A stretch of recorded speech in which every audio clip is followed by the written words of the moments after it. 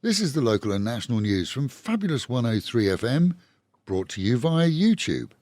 And it would be fabulous if you subscribed to our YouTube page, with the promise in the future that at different times we'll have subjects that are only available to those who subscribe. So please, subscribe to our YouTube channel. It's easy. Click the subscribe button, and at the same time, click the like button too.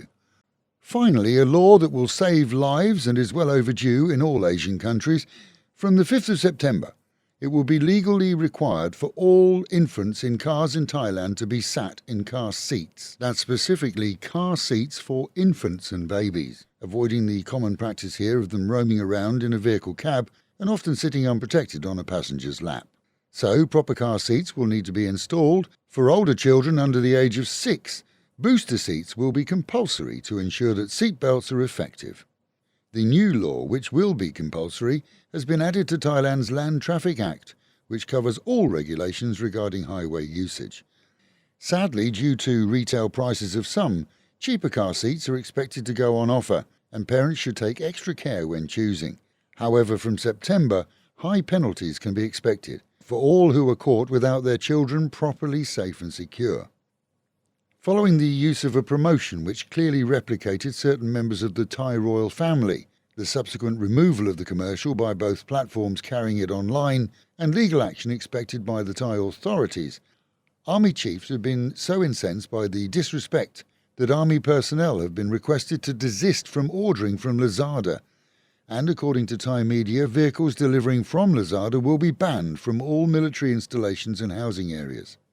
With many switching to the alternative Shopee online seller, members of the public too have rallied in defence of those offensively portrayed, and the media agency which created the commercial is expected to be investigated.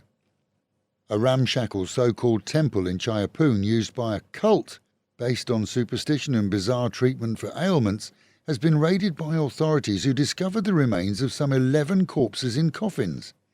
With all sent for forensic analysis to establish the cause of death, locals told media that it was run by a wizened old man complete with a white beard and long hair, who, according to many, arranged funerals but obviously didn't dispose of the corpses. However, when he was asked, he couldn't provide genuine death certificates for any more than half of those found. Moreover, his prescriptions for those who asked for cures for their ailments included the drinking of his own urine, spit, fecal matter and even flakes from his own dead skin. He was removed to the local police station yesterday for questioning.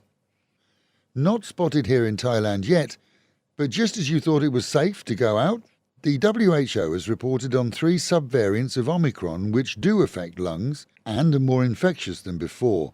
Described as being virtually as debilitating as the Delta variant, all 3 are immune to vaccines currently on offer. So far discovered in Africa and America, the scare is that they haven't been spotted in many countries simply because current tests don't check for it. And fully vaccinated travellers with COVID insurance covering them for a minimum of $10,000 can, as of yesterday, travel to and from Laos via the land crossings, which will, personal travel apart, allow easier trade between the two countries. This as the Laos government has announced the reopening of entertainment venues and karaoke lounges nationwide, with strict measures to avoid the spread of COVID. Meanwhile, at home and in our own region this morning, the province reported 185 new cases of COVID, detected through PCR testing, and 1,576 through ATK testing. Nationally, the figures this morning reported were 6,230, with 11,132 recovered and 53 deaths. However, you can usually add around 11,000 new cases discovered through ATK testing to that figure. Storms of yesterday, followed by lighter rain early morning, have left many roads, especially on the east side, slick and with debris across the highways. Roadworks in so many areas have added to dangers, especially for motorbikes, and the area around Chak Nok Lake is especially dangerous as there's mud all over the road. Monday saw drains put to the test and fail in many areas such as Soi Leng Ki, where despite the speed that the storm passed, water in places was deep enough to see petrol cars stall.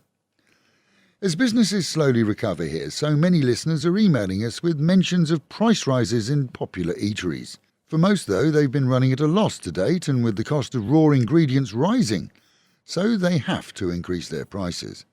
Traditionally, only hotels and high-end restaurants have added the so-called plus, where VAT and service charge are added to the prices, and it's hoped that won't spread to local eateries where, for the most part, customers prefer final prices on their menus. And most, even with the price rises, will simply be working to keep the doors open. As rent, too, goes back up to original pricing, and power bills will rise this month. And with the Met Office, as said, promising storms today at some time, and highs of 29 dropping down to 26. Local and national news today from Fabulous 103 FM and Fabulous Pattaya Media Group. And to get a notification every time we release another bulletin or programme, like and subscribe to our channel, Fabulous Pattaya Media Group, by using the link below.